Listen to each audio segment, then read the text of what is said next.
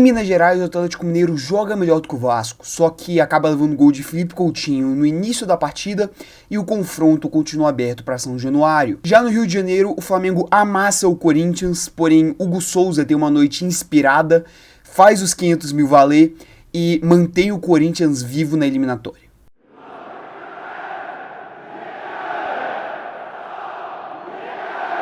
Bem, meus amigos, 2 jogos, né, então já vou direto aqui para as escalações de Atlético Mineiro e Vasco, que vai ser o primeiro jogo. Eu vou comentar, né, realmente foi o primeiro jogo da noite. O Atlético Mineiro vinha com seu time basicamente principal, só tinha um desfalque do Bernard, que vinha recorrentemente jogando como titular, porém que acabou se lesionando na partida de volta das quartas de final da Libertadores perante ao Fluminense. Então para essa partida o time mineiro veio com Everson no gol, uma linha de 3 zagueiros, né, padrão do esquema do Milito, com Lianco Bataglia e Júnior Alonso. Nas alas, Rubens e Gustavo Scarpa. No meio de campo, Alan Franco, Otávio marcando mais esses 2 volantes realmente. E o Guilherme Arana de meia construtor. E no ataque, a dupla padrão, né? Hulk e Paulinho. O que chama a atenção realmente é o Milito, ele tem improvisado, vamos colocar assim, né? Improvisado. O Arana mais ou menos com esse meia atacante realmente e não ter colocado o Gustavo Scarpa como esse meia principal, numa posição que ele realmente atuou e ele é melhor jogador, né? E ele realmente fez essa função contra o Fluminense naquele jogo após a saída do Bernard. Então, cara, isso daqui é uma questão que, na minha opinião, eu criticaria no início, só que acabou dando certo, então eu queimei minha língua, né, enquanto eu tava assistindo a partida realmente.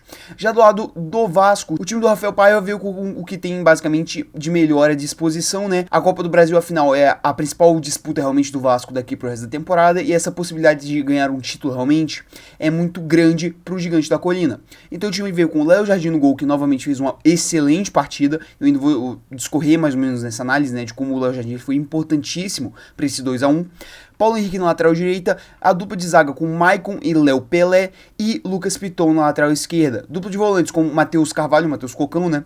E Hugo Moura, com o Felipe Coutinho construindo mais jogadas. E na ponta direita a gente teve o Pumita Rodrigues, na ponta esquerda o colombiano Emerson Rodrigues e no ataque o Veguete. E bem, cara, esse início de jogo é um início um tanto quanto travado, né, muito comum, vamos colocar assim. Afinal, cara, você tem um nervosismo muito grande, é uma semifinal de Copa do Brasil, os ânimos estão exaltados, o Vasco, ele quer realmente evitar tomar um gol nesse início e talvez dar um ímpeto gigantesco pro Atlético Mineiro, que viria como rolo compressor, e o Atlético Mineiro quer evitar de tomar um gol, né, nesse início de jogo para realmente não dar aquela diminuída no ímpeto da torcida, do clima, e aí talvez deixar o Vasco crescer na partida. Então foi um início extremamente travado, porém que com logo 13 minutos de jogo, o Vasco se deu melhor. Você tem o Veguete, né, recebendo essa bola, ele aciona o Emerson Rodrigues em um contra-ataque. Na entrada da área, o Emerson Rodrigues, ele encontra o Coutinho, que pega essa bola, corta o zagueiro e finaliza para fazer o gol e fazer o 1-0 pro Vasco com 13 minutos de jogo.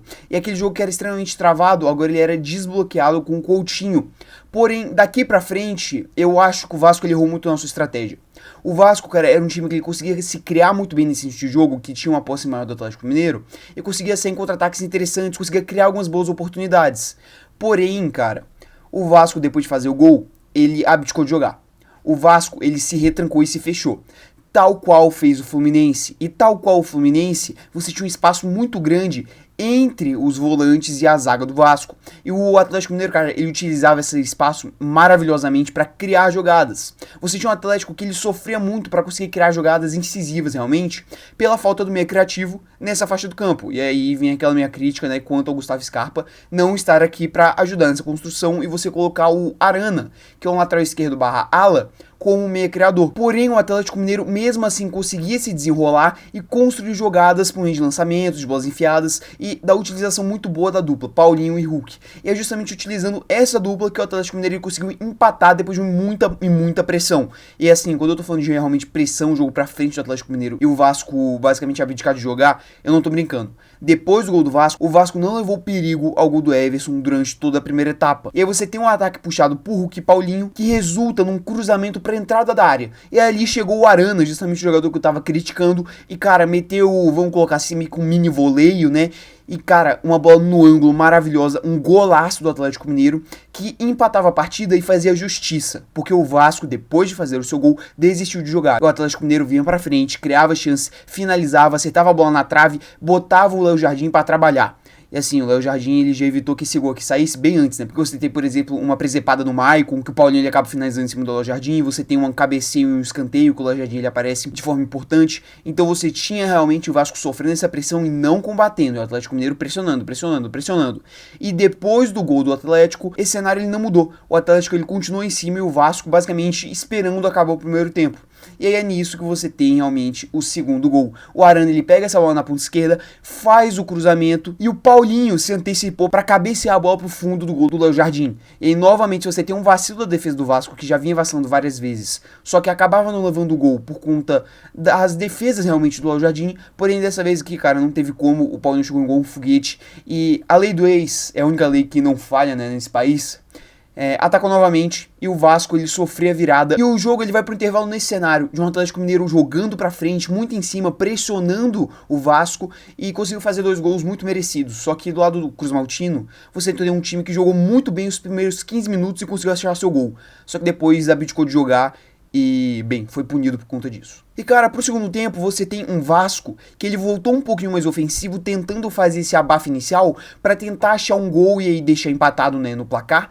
E depois tentar administrar realmente essa vantagem para ir para São Januário com 2-2, que seria um resultado assim gigantesco pro Vasco. E o time ele teve essa pressão inicial utilizando muito do Coutinho, né?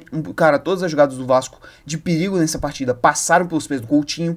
Só que o time ele não conseguiu realmente fazer o gol e chegar ao seu objetivo com essa pressão.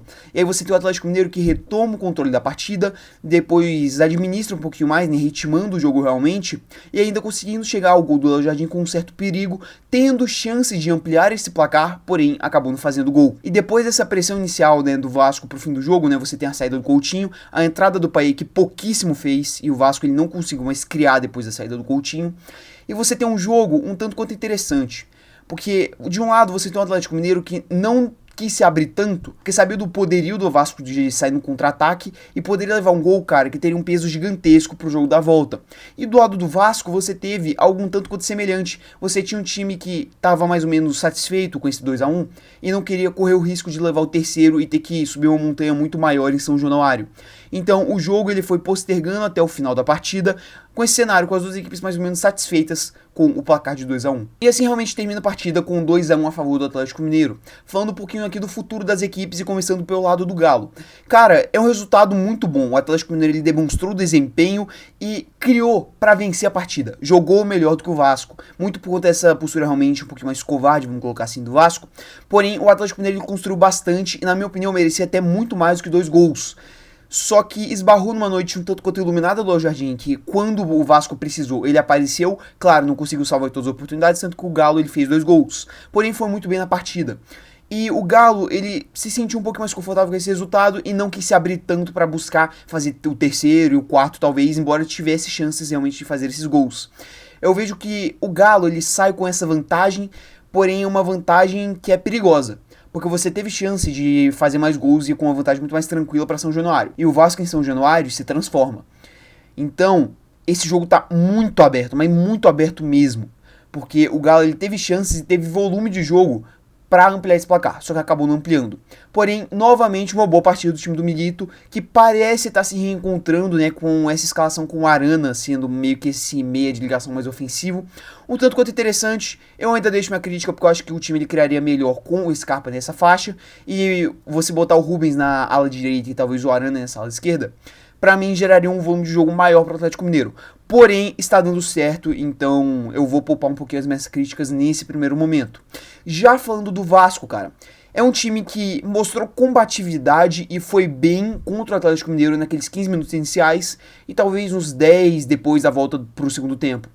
Só que o Vasco, principalmente depois da saída do Coutinho, ele morreu e abdicou de jogar. É um time que viu essa desvantagem por um gol como positiva, né, afinal vai decidir o confronto em casa e, como eu disse, se transforma quando joga em São Januário.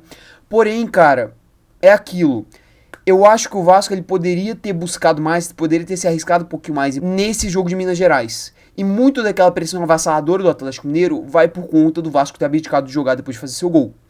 Então eu acho que isso aí é algo que tem que corrigir. Tudo bem que pode fazer parte da estratégia do Rafael Paiva de realmente perder de pouco em Minas Gerais e tentar resolver em casa. E totalmente válido, é uma estratégia. Só que eu acho que o Vasco, cara, ele tem mais condições de jogar um futebol mais pra frente e assustar mais o Atlético Mineiro. Agora realmente ficou tudo pra São Januário e lá, cara, eu tenho certeza que o Vasco vai ter uma postura totalmente diferente e é um jogo que tá completamente aberto. E é bom o Atlético Mineiro abrir o olho, porque esse jogo vai ser complicadíssimo. Agora indo para o Rio de Janeiro, né? A segunda semifinal da noite, Flamengo e Corinthians. O Flamengo nada mais nada menos, né? Estreando seu novo treinador, né? Felipe Luiz agora no comando do Rubro Negro. E cara, que impacto inicial do Felipe Luiz, né? A escalação do Flamengo. O time rubro-negro ele veio com Agustin Rossi no gol, né? Isso aqui não mudou realmente. O Wesley na lateral direita, e aqui nós vimos a primeira mudança realmente da escalação do Felipe Luiz. Vemos o dedo do Felipe Luiz, vamos colocar assim. Olha lá ele. Léo Ortiz. O Felipe Luiz ele deu uma barrada no Fabrício Bruno, né? E decidiu colocar o melhor jogador do Flamengo, talvez na temporada, em campo realmente. E o Léo Ortiz ele sai daquela função de volante que ele já vinha segurando as pontas, né? Ia carregando o piano sozinho, para realmente jogar na sua posição, que é a posição de zagueiro, e fez uma partidaça.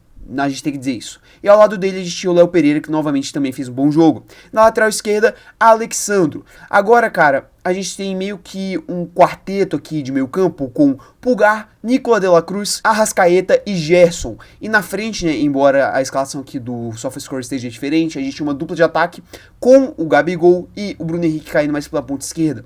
E assim, a gente vê como que você fazer o básico, como você colocar os jogadores nas suas posições, dá certo, né? E fica aí a crítica pro Tite. Porque o que o Flamengo desempenhou ontem, fazia muito tempo que ele não desempenhava no comando do ex-treinador da seleção brasileira. Cara, o Felipe Luiz ele fez o simples e colocou seu estilo de jogo, que ainda é muito mais embrionário realmente, porque, cara, ele deu 2 treinos. Só que, pô, a gente já viu uma gigantesca diferença do Flamengo do Tite pro Flamengo do Felipe Luiz. Já do lado do Corinthians, eu vejo um Ramon Dias que ele errou na escalação. O Corinthians ele veio aqui com Hugo Souza no gol, que, cara, melhor jogador em campo. Que partida absurda do Hugo Souza. Se o Hugo não está aqui no gol do Corinthians, se o Corinthians ele não paga os 500 mil reais pro Flamengo para poder utilizar o jogador aqui nessa partida, esse jogo teria sido tranquilamente uns 5-6-0 pro Flamengo. Sem brincadeira, a partida monumental do Hugo. Inacreditável o que esse moleque fez ontem. E aí, na lateral direita, a gente tinha o Fagner, na dupla de zaga, André Ramalho e Félix Torres, e que partida ruim do Félix Torres, muito inseguro, errando passes, assim, tal qual muitos jogadores aqui do time, né? O Corinthians teve uma noite de atuações individuais terríveis. E na lateral esquerda, Hugo, que é outro jogador que, cara, nível baixíssimo, muito mal na partida. Aí, aqui vem pra mim o principal erro do Ramon Dias.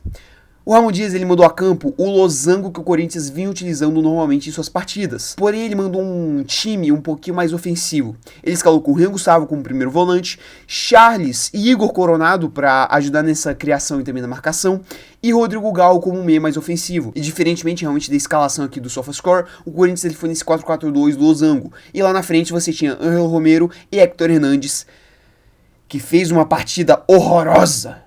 Meu amigo, que jogo terrível do Héctor Hernandes. Mal tocou na bola, quando tocou nela fez uma merda gigantesca, mas ainda vou chegar nisso.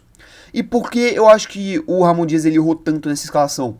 Porque ele armou um time que ele controlaria o meio campo, que ele teria uma pegada realmente mais forte e conseguiria talvez controlar o Flamengo, só que o Flamengo do Tite. Não o Flamengo do Felipe Luiz, que ficou comprovado logo com pouquíssimos minutos de jogo que dominaria taticamente essa partida e engoliria o Corinthians. Chegando realmente na análise da partida, cara. Isso que eu acabei de falar do Flamengo engolir o Corinthians vai muito do estilo de jogo do Felipe Luiz. É um treinador que tem essa pressão alta muito constante, ele já falou em entrevistas que joga muito ofensivo e utiliza muito das alas. E assim, é um jogo muito rápido, muito dinâmico, muito ofensivo, com muita pressão. E eu acho que é nisso que o Ramon Dias ele errou na sua análise para essa partida. Ele montou um time que iria tentar controlar o meio campo e combater um Flamengo do Tite, que tem essa construção mais lenta, mais cadenciada. E eu acho que o Ramon Dias ele não esperava que o Felipe Luiz ele mudasse completamente o estilo de jogo do Flamengo com 2 dias de treino. Só que o Felipe Luiz ele fez exatamente isso. Ele abriu o time do Flamengo, colocou essa pressão alta, deu ao jogador de meio campo uma liberdade para trocar de posição, fazer triangulações gigantescas. E logo com 3 minutos de jogo, o Flamengo já teve uma chance gigantesca, e o Arrascaeta ele pega um voleio de fora da área, e o Hugo Souza ele faz uma defesa assim gigantesca com a pontinha dos dedos para manter o 0-0 com o placar logo com 3 minutos. E essa pressão do Flamengo engolindo o Corinthians continuou, porque o Corinthians continuava muito fechado no meio campo e não conseguia construir, porque essa marcação, essa liberdade realmente dos jogadores de meio campo do Flamengo, dava a esses jogadores uma tranquilidade muito grande para realmente conseguir marcar os jogadores do Corinthians que não conseguia sair do seu campo de defesa. Então era basicamente o Corinthians sofre uma finalização de perigo, recupera essa bola, o Hugo Souza sai jogando e aí o Corinthians perde a bola, o Flamengo faz outra finalização de perigo e por aí vai. Foi isso o primeiro tempo inteiro. E o Flamengo construindo pelas laterais, o Corinthians muito encaixadinho e não conseguia marcar os laterais, não conseguia marcar os alas. Você não tinha atacantes, pontas, que auxiliavam a recomposição dos laterais do Corinthians. E aí, naturalmente, foi um amasso do Flamengo que criou diversas chances e o Hugo Souza apareceu diversas vezes. Além dessa chance aqui do Arrascaeta, você também teve uma de calcanhar do Gabigol. E aí a gente chega no lance do gol. O Alexandro, ele chega ali naquela ponta esquerda e ele fica naquele vou cruzar ou vou finalizar pra gol.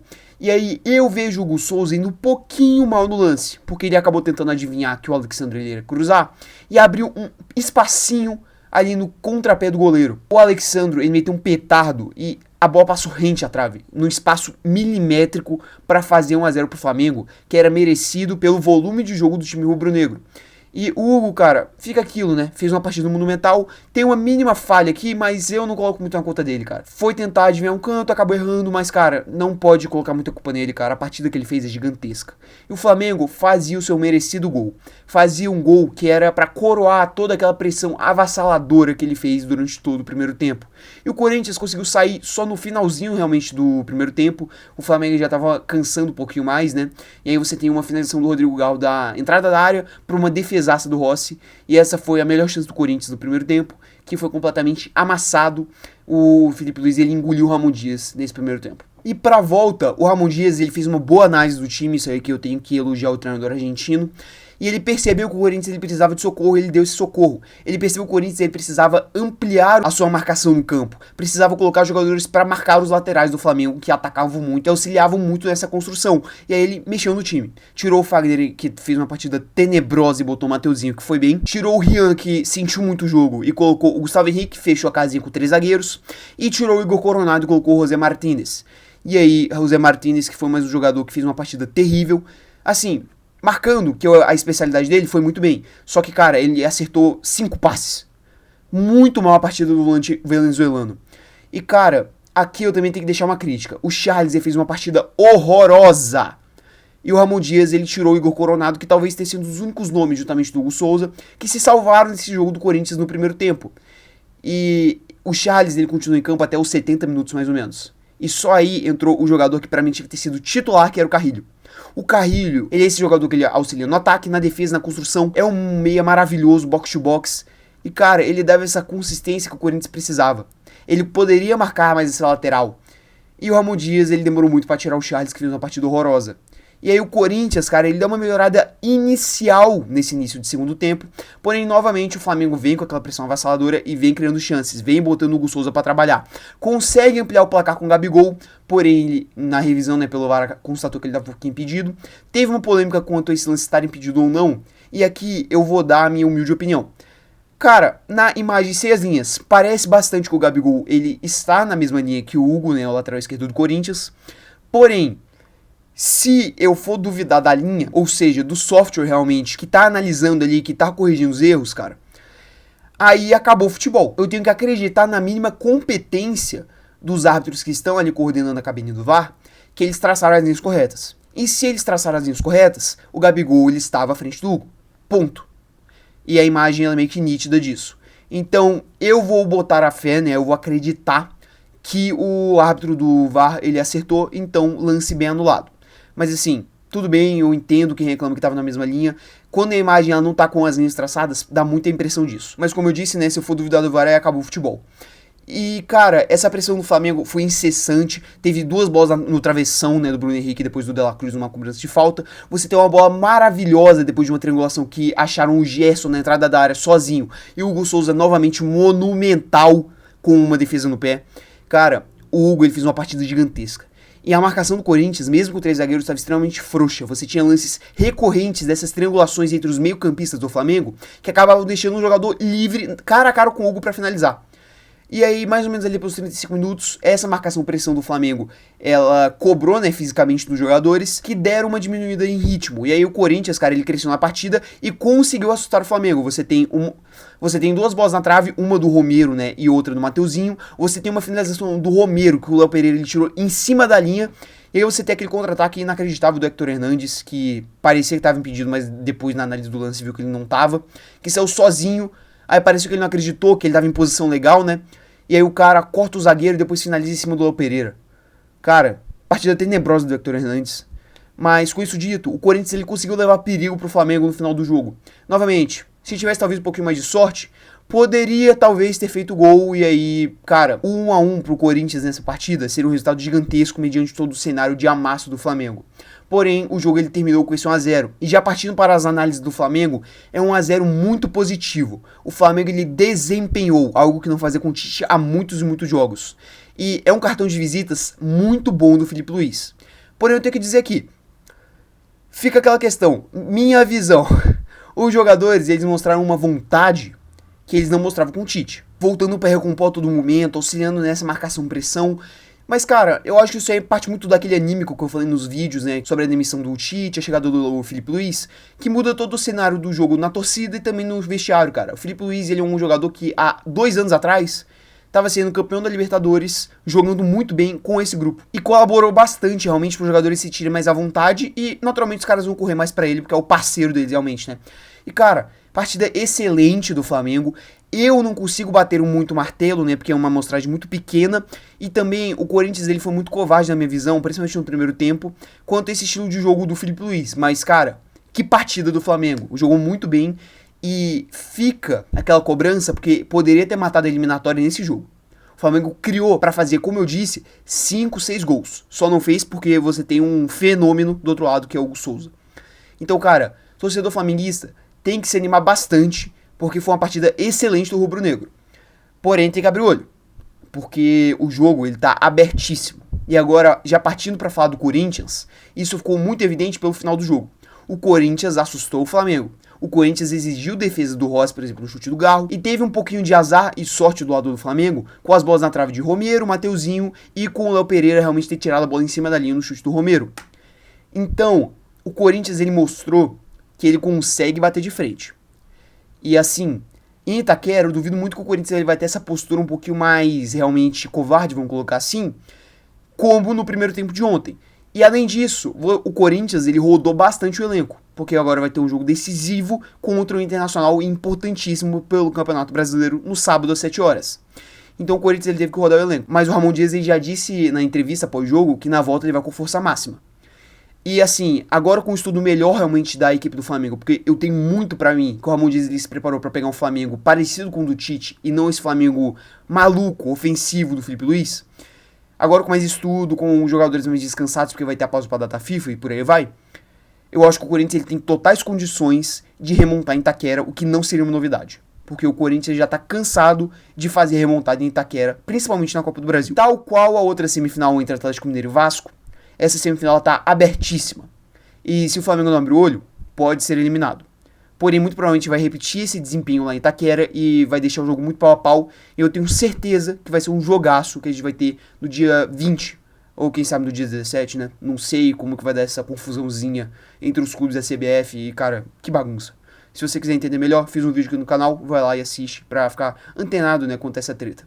Mas, cara, assim, só comentar aqui finalmente, o Corinthians, ele talvez tenha pago os melhores 500 mil reais da sua história. Cara, que partidaça do Hugo Souza.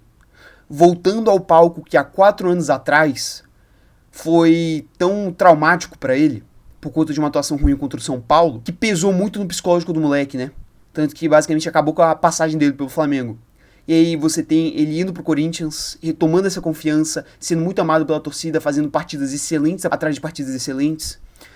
E teve uma atuação de gala ontem no Maracanã. O Hugo Souza, ele pode ter classificado o Corinthians naquele jogo de ontem. Se o Corinthians ele faz 2-0 em Itaquera, o Hugo Souza terá classificado o Corinthians. Ele salvou uns 4, 5 gols do Flamengo.